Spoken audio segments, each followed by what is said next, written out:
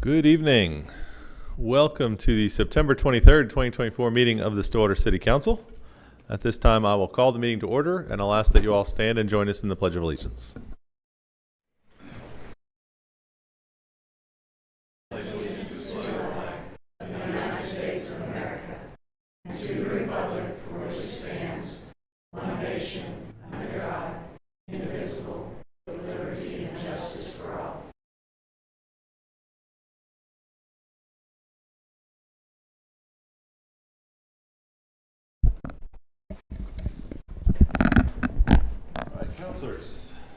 Councilors, first up we have the consent docket. Questions, comments, or action on the consent docket?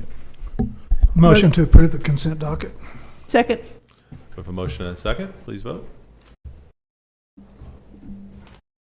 The vote of 4-0, the consent docket is approved. All right.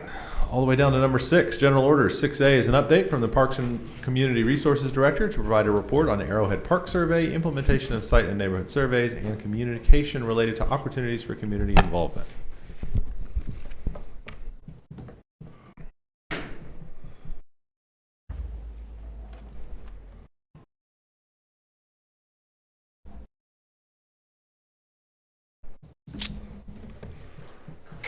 Good evening.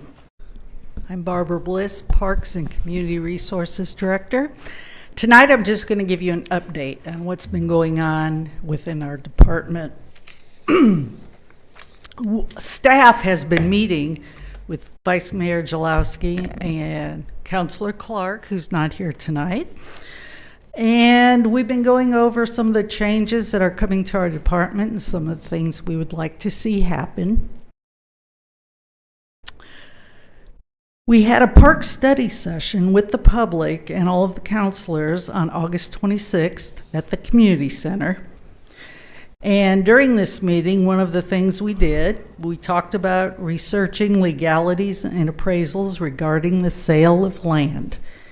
And of course, whenever you say the sale of land, parkland, everyone goes nuts, but we have a plan. First of all, no parkland can be sold without the approval of City Council. We feel like the sale of land is a possibility for our department to reinvest into the parks based on citizen needs and minimizing costs associated with multiple sites. And right now, the area we're looking at first is Sunset Park, which are the tennis courts near Sprouts Market. Those courts need major repair. Right now, I'm not sure they're very safe to even play on. It would be a huge project to repair those courts.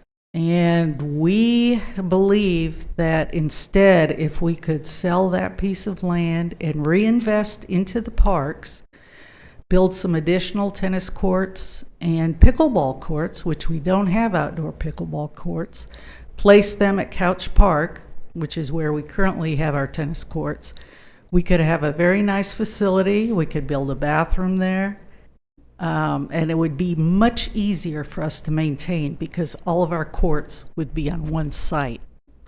So that's why we are looking at selling parkland. It would be reinvested into the parks. Currently, we're looking at neighborhood parks. We've already done a study on Arrowhead Park. So the 4 we're looking at now are Arrington, Berry, Ingham, and Myers Park. And these are the small parks in neighborhoods. They don't get a lot of use from outside sources. It's mainly from the citizens who live around the parks.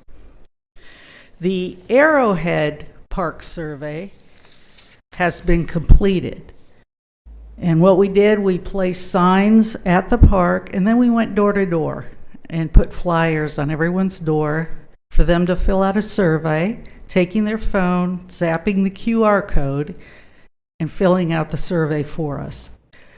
We were thrilled that we had 81 responses to that survey, which is a big number.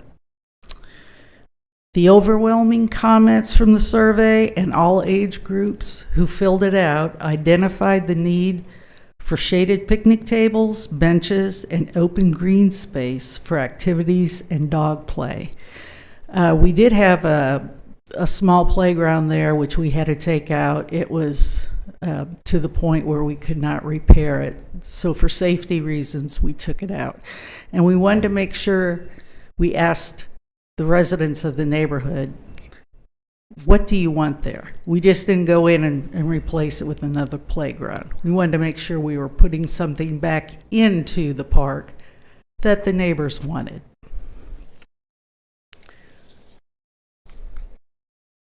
Some of the things that we're looking at putting into Arrowhead are the picnic tables with shade structures. The first one you see up there has a permanent powder-coated overhead shade structure. These are very durable. Nice thing is you don't have to go in and take out the shade structures when winter comes. Now the other ones are very pretty, but they are fabric shade structures. They do get vandalized quite easily, and we do have to take them down in the cold months. Other amenities we're looking at are the dual water fountain, just depending upon how much money we will have to spend in the park. The one on the left is for dogs as well as humans. And then we're looking at putting in permanent in-ground charcoal grills, which we have at other parks, especially out at Boomer, Southern Woods, and those hold up very well. So our immediate plan, right now we're going to focus on Myers Park. Again, we're going to do surveys in all 4 of those neighborhood parks, but Myers Park needs a lot of attention. We have a playground there that needs to be replaced. It is to the point. Barb, will you really quick remind us where Myers Park is? Myers Park is on 9th Street. Thanks. Thank you. That park, the playground structure, you can't find parts again for that anymore. The biggest problem is the safety surface, which is the turf underneath it. That alone will cost $35,000 to replace. You can't just pull it up and put mulch into it.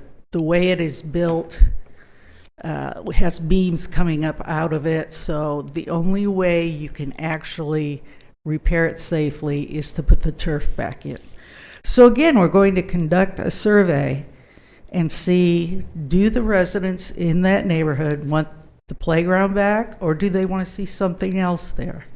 So again, we'll canvass the neighborhood, we'll put signs up in the park, and see what the people in that part, which will be Ridge, 9th Street, all in that area, what they would like to see at Myers Park. One of the things at our meeting on August 26th, people were very willing to volunteer to help in the parks, and we greatly appreciate it. We already have a lot of groups who volunteer. We've got scout groups. We have Eagle projects that are done in the parks, service organizations. The Rotary has gone in and replaced all the wood on some of our wooden picnic tables that was cracking, breaking. Church groups often go and clean up the parks, the litter. So we are very open to volunteers. And anyone who would like to volunteer, they can contact me at my email address. Look me up on the city website, give me a call, I'll get you on a volunteer list. The other thing we're going to talk about is we're calling it right now a vision plan. And we're having a big meeting January 9th, 2025 at the community center. And we'll get that time announced and get that out to the community.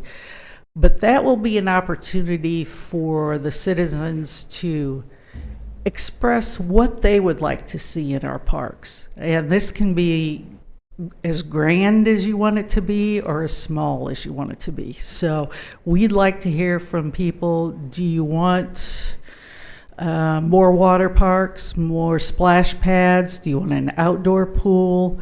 Do you want a recreation center? What is it you would like to see in our parks? And we'll conduct that meeting January 9th and get some input as to where we need to plan for the future of our parks. Do you have any questions for me? Counselors, any questions?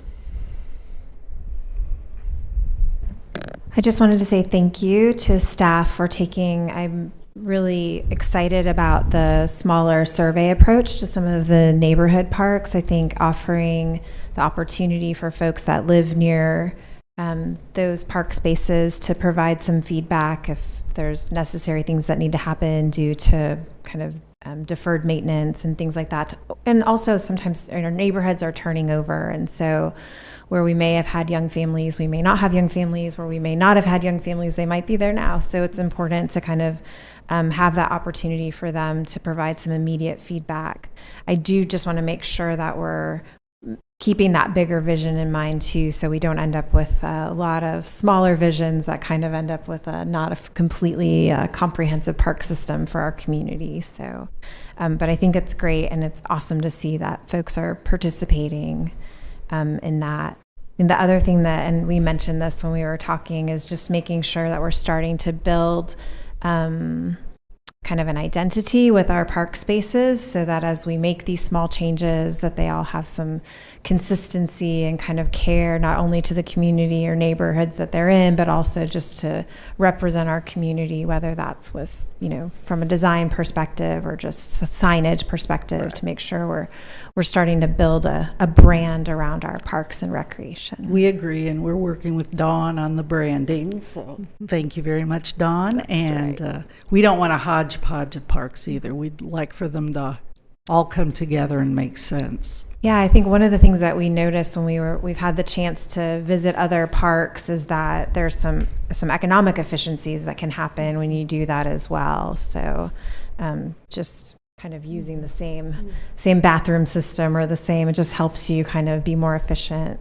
Certainly with our parks, Yes. we're always looking for funding for that. So maybe an opportunity to save some money as well. But we're so grateful for the time that staff is spending with limited resources to take a look at these spaces and then help kind of vision with our community. Thank you. We appreciate it. And I think even the intentionality of, for instance, thinking about the tennis courts by Sprouts, and if we can move things over to Couch Park and add pickleball courts, so it gives us an added benefit, and then the maintenance of the court are all in one spot. So there is certainly some intentionality and efficiency with that.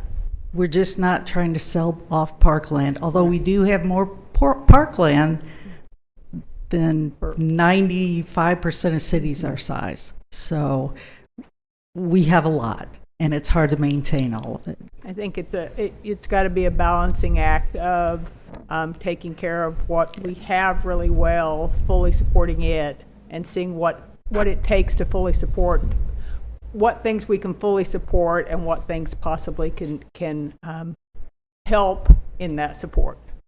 So, What is the next step on the discussion about Sunset? We'll probably do the research on that and make sure we'll get an appraisal. And we have already researched that it is land that can be sold. It's not under land water conservation. So once we get the appraisal. Have we done a small survey there yet? No, but we will do one. Okay. Yeah, I mean, it would be interesting to see. I mean, I know there's folks out there sometimes playing tennis, even though those courts are not the most As a Stillwater tennis player, there's a lot of folks out there playing tennis. The high school uses it. There's a lot of folks out there. But I think if we have a survey that includes kind of what their vision for tennis or there's a lot of pickleballers out there too. There are. I would just encourage that survey to be inclusive of what could be. Yes. For those active sports. Yeah, and my fear is if we just put signs there and do a survey at Sunset, of course everyone's going to want to keep those courts who goes there and plays, probably. These are they're just used to playing. However, the Tennis Association, who does a lot of leagues in town, also does youth camps on Saturdays this fall. They're all for increasing the courts at Couch, moving everything there. I've told them we could probably build a bathroom facility, and that thrills them. And, you know, we have all the lighted courts there. Parking is ample. All the things we don't have at Sunset, we could have at Couch. Okay. Well, I agree with Vice Mayor's comments about the fact that I like the approach, getting those small surveys done and hearing from the folks who are actually out there using these parks and the people who live around them is really very valuable feedback for us to know what the next step should be. So Yeah, and I get my exercise going out there and walking the neighborhoods. So. we appreciate it. Thank you very much. All right. That takes us to number 7 on the agenda, resolutions. Item A is Resolution CC-2024-28, a resolution authorizing the City of Stillwater to submit a grant application for the FEMA Hazard Mitigation Grant Program administered by the Oklahoma Department of Emergency Management and FEMA for the purpose of assisting in implementation of long-term hazard mitigation planning, authorizing Mishak and Associates to submit the grant application on behalf of the City of Stillwater in connections with its grant administration services, approving the associated budget amendment, and authorizing the mayor or vice mayor to sign the grant application documents. So on the consent docket this evening, council approved a professional services agreement with Mishak and Associates to provide professional services in connection with the review and update of the city's hazard mitigation plan. This project is eligible for FEMA Hazard Mitigation Grant Program funds, and the estimated total project cost is $182,345.98. The anticipated cost share is, this would be a reimbursable basis for the grant funds, with FEMA up to 75% of total project costs with a local match of 25%. Those estimated amounts are FEMA grant funds in the amount of $136,759.49 and local match estimated at $45,586. So approval of this resolution approves submission of the grant application, authorizes our consultant Mishak to submit that application on our behalf in connection with their responsibility to provide grant administration to the City of Stillwater for this project. It approves the attached budget amendments appropriating funds for the project and authorizes the mayor or vice mayor to sign necessary documents to secure the grant funds. Emergency Management Director Rob Hill is here if you have questions. Councilors, questions on the resolution? I would only add that from the consent docket, which we've already approved, it does specify that to date, having this kind of plan, it has enabled us to access approximately $47 million in grant funding. So this is a really important plan to have in place. Yep, absolutely. Further questions or action on the resolution? Motion to adopt resolution number CC-2024-28. Second. We have a motion and a second to adopt the resolution. Please vote. Resolution is adopted with a vote of 4-0. Item B is Resolution CC-2024-29, a resolution adopting a revised rate schedule for fire services fees pursuant to the Stillwater City Code, Chapter 20, Fire Prevention and Protection, Article 2, Fire Department, Section 20-30, Fire Service Fees. Back on. I have one announcement about this resolution, and then Chief Essery is here to give a presentation on the background of this resolution. Exhibit A, which is the attachment to the resolution, has been revised to include the minimum run charge in the amount of $500. This is not an increase of the current minimum run charge. Actually, Councilor Clark called me about this and said, it's not included. It is included in the rural fire services contract, and just as a point of clarity, it should be included in the exhibit as a rate. So again, that's the minimum run charge for when fire services are rendered, and it's $500. And the updated, the information is included in the attached report. The updated schedule is available online now, and that's the one change. And with that, Chief Essery is going to give a presentation on the cost of service study that we did that led up to this resolution.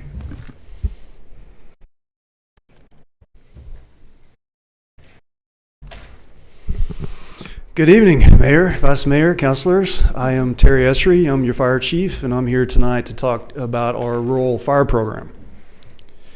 Stillwater Fire Department offers a rural fire service contract for customers within our response district that are located outside of our corporate city limits. The current annual fee for the contract is $100. The contract sets a maximum charge of $2,000 per incident and a minimum charge of $500 per incident. The program also establishes hourly rates for apparatus and personnel.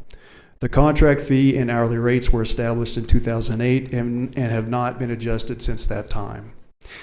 Stillwater Fire Department hired New Gen Strategies and Solutions to conduct an independent review of the fees and hourly rates of a rural fire program. Dave Yonke, the owner of New Gen Strategies and Solutions, presented his findings and recommendations to the City Council on February 26, 2024.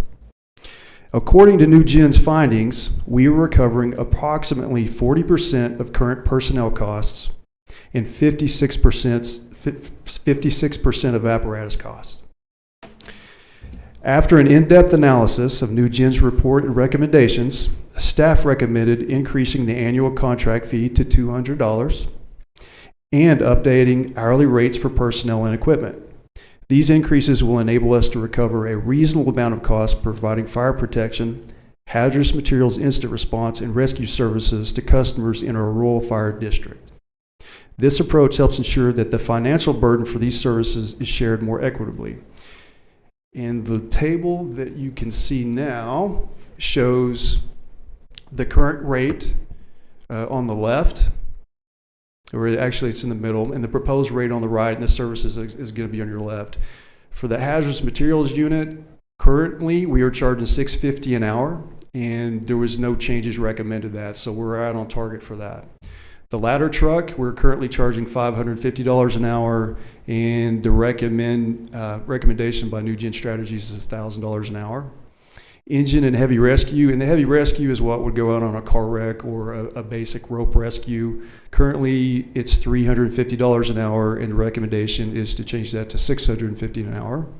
The technical rescue rig is currently at $250 an hour, and the recommendation is $400 an hour. And the difference between this and the heavy rescue is the technical rescue is basically a truck and a trailer that has larger equipment that can't be hauled on the basic rescue for things like trench rescue and some specialized type activities like that.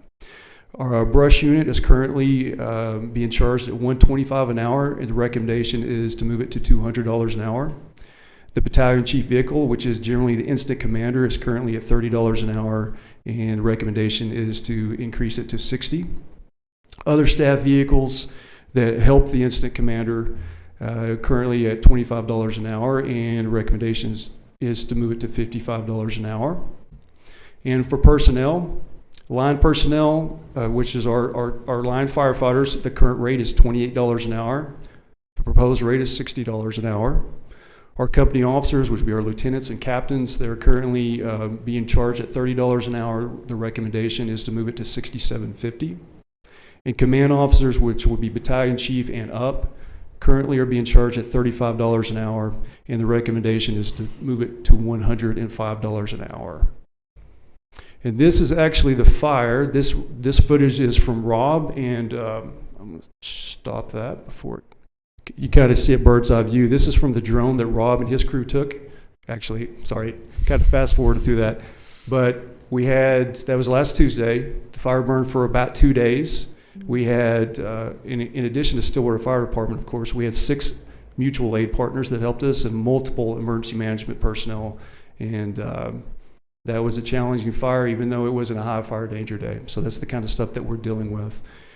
And for the cost recovery, at our current rate, we are recovering about 40% of personnel costs and 56% of apparatus costs. And just to kind of give you an idea of what our annual collection rates, and this is since 2008, the collection rate for rural fire response is approximately $45,000 a year. And the collection rate for rural rescue response is approximately $4,300 a year. And these are going to typically be vehicle rescues. The current yearly contract rate is $100 a year. It's not prorated. The new yearly contract rate would be $200 a year, effective January 1, 2025. And since 2008, we have sold an average of 940 contracts a year. And This year, we've sold over 1,143 contracts, which is a new high, and it's 18% over the yearly average. And I have to give a big thank you to our IT department, our marketing department, our finance department, our fire administration department for developing, implementing, and managing this program, because this year we were actually able to give an online option, which has really helped people to make the move without having to come to City Hall or come to fire administration, which they certainly still can, but they can buy the contract from a mobile device and they don't have to leave their home. So it's been a huge success. Does anyone have any questions? I do, just in general, that fire that you showed, Mm-hmm. 2 days worth covered lots of properties, right? It did. So each property owner would be subject to charges or That is the cap? correct. Yes, sir. Each property owner would receive a bill. Okay. Yes. What with the recommended rates, what do we see our recovery moving to off of the 40 and 53%? We're going to get close to 100%. And again, that's just for personnel and apparatus. That doesn't get into gear, training, stations, and station upkeep, but it gets us closer to recovering what our costs are. And originally in 2008, the estimation was we would recover about 82%. That was the hope. With this, we're getting closer to 100% of the base costs. Mm-hmm. And just to clarify for everybody, if you buy the fire, if I live outside the city limits, Mm-hmm. which I don't, but if I did, I pay the $200, and my these fees are all capped at the $2,000 cap still. That is correct. There would be a minimum charge of $500, but Which the is cap would be also $2,000. Yes, Yeah, the minimum now is still $500. it's still correct? $500 right now currently.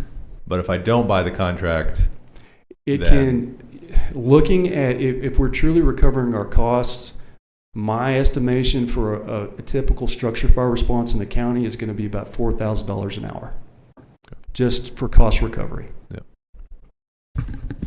okay. Mayor, if I may make a point of clarification Please. for the approvals. So the resolution is going to adopt the revised rate schedule for fire service fees effective January 1st, 2025. The rural fire contract fee of $200 is actually set by ordinance, and you will consider that on first read ordinance 3545 this evening. Thank you. Counselors, further questions for the chief? Okay, I do Thanks, have a sir. recommendation. Please. Okay. A motion to authorize an increase of $100 to the rural fire contract for a total of $200 annual membership fee. Chief, I'm going to stop you right there and Yes, just help please. you. You would like a motion to approve the resolution. Oh, yes, yes. I was going to say, hopefully it's that simple. Yes. All right. Thank you, Chief. Yes. Appreciate it. Okay. Appreciate the work that you guys do. Thank you. Counselors, further discussion or action on the resolution? Motion to adopt resolution CC-2024-29. Second? We have a motion and a second to adopt the resolution. Please vote. With a vote of 4-0, resolution 2024-29 is adopted. That takes us to ordinances. Item 8, first read is ordinance 3545, an ordinance amending the Stillwater City Code by amending Chapter 20, Fire Prevention and Protection, Article 2, Fire Department, by amending Section 20-30, Fire Service Fees, by designating how funds collected are to be used, and by increasing the Rural Fire Services Contract annual fee, repealing all ordinances to the contrary, and providing for severability. This is the ordinance change to increase the rural fire contract, and another change is also being proposed that fees collected pursuant to this section will be placed in a designated fund and used for support of operations of the Stillwater Fire Department. Thank you. Counselors? Motion to advance ordinance number 3545 to second read. We have a motion and a second to advance the ordinance. Please vote. With a vote of 4-0, ordinance 3545 will be advanced to second reading. Reports from the officers and the board. Ms. Carnley. Nothing to report. Mr. Moore. Yes, thank you, Mayor. We are in our comprehensive planning process entitled Envision Stillwater 2045. One of the key aspects of this plan is to help inform the city of future housing needs in the community. And like any comprehensive plan, the foundation is, especially for a really well done comprehensive plan, is resident input. That's the foundation of it. And so your opinion on the future of Stillwater is crucial in this important process. Please complete a brief survey to contribute your ideas about housing type, options, property values, affordable housing, jobs, and where we should invest in the future for the city of Stillwater. So to find this online survey, please go to envisionstillwater2045.com. I'm pretty sure you can also go to our website and just search comp plan, and there'll be a link to the comprehensive plan webpage where you can find a lot of information and a couple surveys that we would love to get citizen input into. All right. Thank you. Vice Mayor Jalowski. The city is accepting applications for various committees, including the Stillwater Reinvestment Plan Implementation Policy Committee, also known as Downtown TIF Number 3. Committees are essential for increased development and infrastructure projects within our community. If you would like to get involved in your local government and help make Stillwater even greater, please consider serving on one or more of these committees. For more information or to apply, go to stillwaterok.gov/citizens boards. I'm still struggling with the new website, Dave, but great opportunity to participate. Absolutely. Thank you. Councilor Hawkins. On Saturday, October 19th, the city's Watershed Quality Department will have its biannual household hazardous waste collection event. The event will be from 8 a.m. to 1 p.m. at the Convenience Collection Center located at 807 South Perkins Road. During this event, residents are encouraged to drop off any household pollutants for free. Accepted items include oil-based paints, pesticides, herbicides, household cleaning products, pool chemicals, unused pharmaceuticals, and more. The Convenience Collection Center will still accept regular trash and recycling that day. However, trailers and commercial waste are not allowed. Yard waste will be accepted after 1 p.m. This event is for residents, and a utility bill may be requested as proof. For a full list of acceptable items, go to stillwaterok.gov or call 405-533-8458. Always a very busy day. Yes. They make it so easy, too. And that space you could make in your garage is so worth it. Just take a few minutes. Get it done. Councilor Harden. Yes. Looking for a better way to park for OSU football games? OSU Athletics, City of Stillwater, and Visit Stillwater have teamed up to offer free parking, shuttle service, and more. Park downtown and utilize the park and ride shuttle service. It begins 3 hours before the game and runs every 30 minutes. The pickup and drop-off location at 7th Avenue and Lewis Street, right across the street. Also check out visitstillwater.org for a game day guide.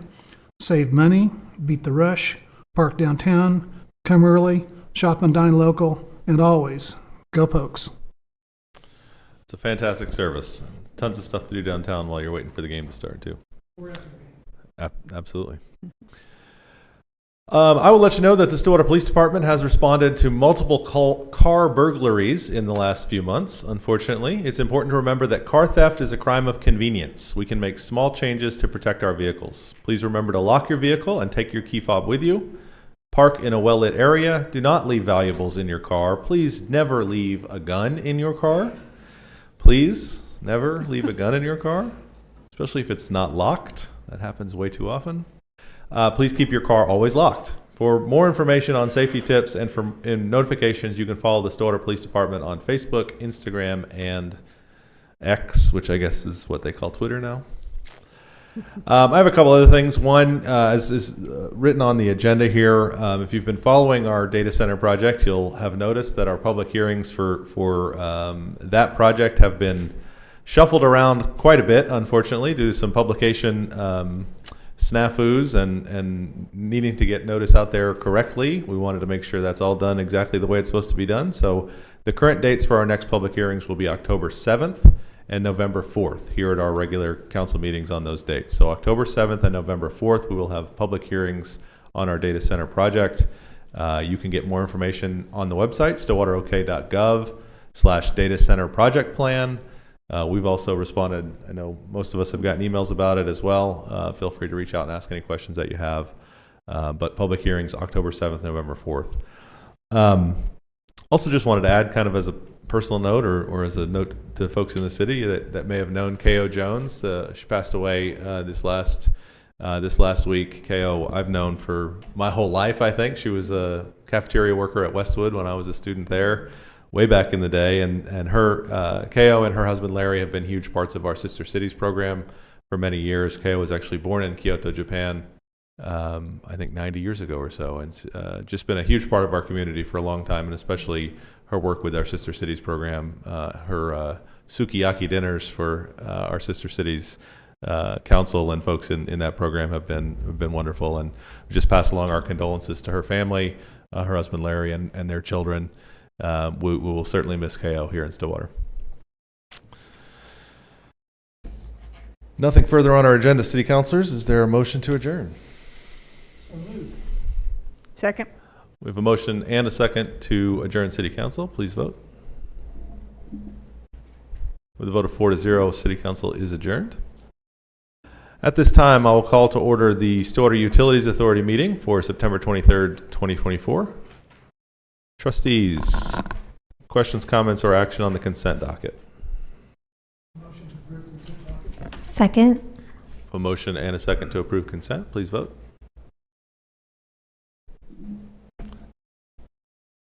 With a vote of 4-0, the consent docket is approved. Item 5 is general orders. We have consideration of a task order agreement with Black & Veatch for engineering services for our water and sewer capital projects. David Barth's going to tell us more about that.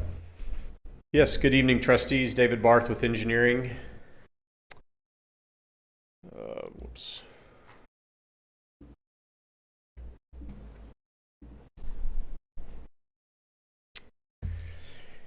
Yeah, I'm here tonight to discuss a new project with you that will provide engineering services for the fiscal year 2025 package of water and wastewater projects.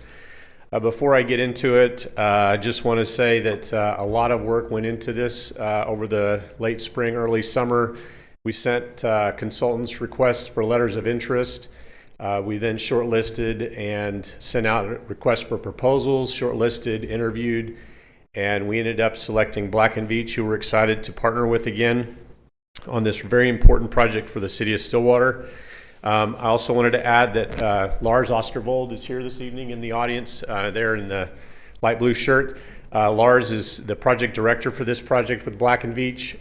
I know that Lars has been involved with the city for a long time, longer than I've been here. He was instrumental in leading the Water 2040 program with, at that time, CH2M Hill, that was later acquired by Jacobs. And so the water, most of you are familiar with Water 2040 and how big that was to our water program here. But anyway, Lars was the leader of that for that effort. And so anyway, we're excited to continue working with him. So before I get started on this cover slide, I always like showing photos of what's happening. And this left photo is actually ongoing at the water treatment plant. We're building a new finished water pump station that you guys authorized. So it's over $25 million. And that big yellow pipe there is the suction header that will bring water from our clear wells into the finished water pump station and into those pumps. And so that's out at the water treatment plant. You can kind of see the administration building there in the background. This right photo is I actually selected this photo because it's applicable to one of the projects tonight. This was actually part of our it was part of one of our Water 2040 projects. It's the east side of Sanger Road, and you can kind of see the entrance to Deer Crossing there on the right. So this water line was actually installed by a bore. It's 1,300 feet long, and it extends north of 32nd up along the east side of Sanger Road. And that was installed about 6 years ago. So my next several slides are just introductions to the projects that are part of this FY 2025 package. So the first project is the Sanger Road Waterline Project, and if you see those two light blue lines there, there's a gap in the middle, which is that 1,300-foot water line I just showed you. So we're not recommending to replace that. But the water line that is on the north and south ends of that new water line has been very problematic this year and also in the past. Some of you have probably had people call and maybe complain about water outages from Woodland Trails, Deer Crossing, Sanger Ridge. We've had several leaks along that stretch, and so we need to replace that water line. And that is there again on the east side of Sanger Road, either side of 32nd Avenue. The next project that's in this package is the Hargis Road Right Drive Waterline Replacement Project. So I guess that the water line that we have right now that is along Hargis Road, again, there's been several leaks. It's been very problematic. Along Right Drive, which is to the north of Airport Road there, you don't see it, but there's a water line that's also been very problematic and created issues. And so as we, build new infrastructure at the airport, we want to make sure and have a very reliable water source for the terminal and for the people that are flying in and out of the airport, as well as those neighborhoods that are served by this water line. So the alignment that we're going to, the new water line alignment will be finalized as the terminal project progresses. The contractor for the terminal project will be building a portion of the water line in front of that new terminal. And so this project will connect on either end of that, and we'll extend the water line over to Washington and then south to Lakeview. The next project in the package is the Northeast Zone Transmission Waterline Replacement. So this, if you see Yost Road up there, just to the north of that, off the screen would be our water treatment plant. And so we've got a large transmission line that is our single feed into the Northeast Zone. So this takes water down, and then it turns east and goes down Burris Road over to the North Perkins Tower. So anytime we have to do maintenance on the Northeast Zone lines, the transmission lines, that area is very sensitive to outages, and so we've got some very high ground, and customers will lose their water service pretty quickly. So this water line's on the list because it's been problematic. I guess a common theme on these water lines is that they're metal, they're ductile iron, or in some places cast iron, and so we've got corrosive soils in the area, and so they've just chewed away at our pipe. And so as we replace these, we're going back with materials that are not corrosive. Where you're looking at fiberglass pipe, we're using PVC, polyethylene. We try to avoid using ductile iron or steel unless there's a really good cause to do so, and then we're installing cathodic protection to protect it. So this is a mile of water line along that stretch there. This will be an interesting project because we're going to have to work with the Turnpike Authority, as that's the entrance to the Cimarron Turnpike right there. The next project in this list is to rehabilitate some of our water storage tanks, and this is just a sampling of your drinking water storage that we have in town, whether it's the Stallard tank, Manning tank, Washington tank, the Clearwell. That left one is the school tower that's out on Yost Road. And so these tanks were all evaluated in 2016 by another consultant, and they put together a report, and we've got lots of needs. We need new coatings, safety and access equipment, mixing. There are pumps that need attention, valves, that sort of thing. So we'll be going through, and Black & Beach will help us come up with a project to do all of that work. Do we get to do external logo replacement on these too? I hadn't thought about that, but yes, we probably need to get rid of, what does that say, make Stillwater run? Those something? are just somewhat dated logos and Yeah. signs on those. But yeah, I agree. We do need new logos. Probably have better places to spend our money, but just throwing it out there. I'm sure Lars is already drafting an amendment right now. So, While somebody's up there with paint, maybe we can just. Yeah. The next project is the Northeast Pressure Zone Storage Project. So just a couple of slides ago, I was mentioning that water line that extends from the water treatment plant down to Burris Road is our single feed into the northeast zone. And so this project is helpful for a lot of reasons. It's going to improve water quality, but also provide redundancy to that northeast pressure zone. So we're going to take the Manning tank and we're going to convert it to a storage tank for the northeast zone. Currently it's on the central zone, and then we will add a pump station and some piping, and we'll be able to feed the northeast zone with central zone water. So that's going to help in lots of situations. And Black and Veatch identified this project during their water quality study. That's why their logo is already on this image. We do have 2 wastewater projects that are part of this package. The Quail Ridge Lift Station, which is probably most people have never seen it. It's on private property. There's an easement to it, but anyway, it is at the very end of the Quail Ridge, south end of the Quail Ridge addition, and it needs some serious attention. And so we're going to get in there, and it probably needs to be replaced, but we'll have Black and Veatch look and see. The right image there is one of the pumps that's down there in that can.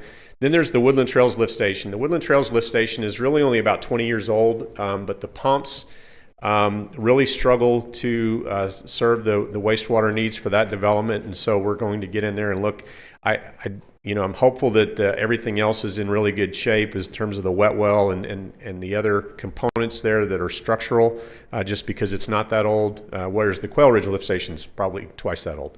But the Woodland Trails Lift Station does need some attention, so that's why it's on this list of projects. So, like was mentioned in the agenda, it's a task order agreement that we're asking you to approve tonight. And so funding for task orders 1 and 2 will come from the water and sewer funds. Task order 1 is the linear projects. Task order 2 is the water and wastewater facilities projects. And then one of the other things that we identified in the really, what kind of started this was not only to have the projects for this first year, but we wanted our consultant to help us identify a package, scenarios and packages for how we complete the projects over the next 5 years in our CIP or capital improvement plan. And so we'll be coming back to you very soon with a third task order to ask Black and Veatch to come up with that execution plan to package those based on our available funding, whether it be loans or our rate structure. And then, what's the best, how are we going to get the best price for the city and the best overall product. This last picture is there on the left. That is the new recovered water pump station that's being built right now just west of the lagoons at the water treatment plant. So you can see they've tied all the steel, and there's the 3 blockouts for some piping that will come into that. And that's and then ready to form up the exterior walls to pour that. So that's the wet well. Excuse me. My allergies have been brutal in the last 10 days. So anyway, that's what's going on right now out at the water treatment plant on the west side. So I wanted to share that picture. So with that, do you all have any questions on the engineering services project that we're asking you to approve tonight before I recommend a motion? Trustees? David, thank you so much for the presentation. I know we kind of laugh a little bit that including pictures, but it is so very helpful to see all of the important infrastructure that goes into our water system and for our community to be able to see that, especially when we have so much need there. And it is really also, even though I don't know exactly what I'm looking at when I look at it, it's great to hear you say this is progress and that things are happening. And so we appreciate everything that staff has done to make all of that happen. And it's just a very well done presentation to kind of lay out what's happening this next year. Thank you. What's your recommendation for us? Sure. Staff recommends a motion to approve the task order agreement with Black and Veatch for engineering services and authorize the general manager to execute the agreement, to authorize expenditures associated with task orders 1 and 2, and authorize the general manager to execute each, and to approve the budget amendment appropriating $4,256,476 for the initial 2 task orders and a 10% contingency.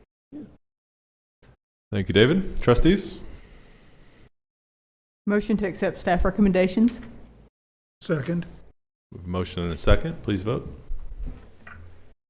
With a vote of 4-0, the staff's recommendation is approved. Thank you, David. Just to echo what the Vice Mayor said, I mean, there's so much that has to get done to keep all the water flowing around here. And, you know, we talk about transmission line, we talk about all the other big projects coming from Caw Lake, but there's so many of these little pieces around town, and we're very appreciative that you guys are keeping up with all the different needs that we have. Any reports from the officers of the board? Is there a motion to adjourn? Motion to adjourn. Second. We have a motion and a second to adjourn SUA. Please vote. The vote of 4-0, Stillwater Utilities Authority is adjourned, and that concludes our meetings for the evening.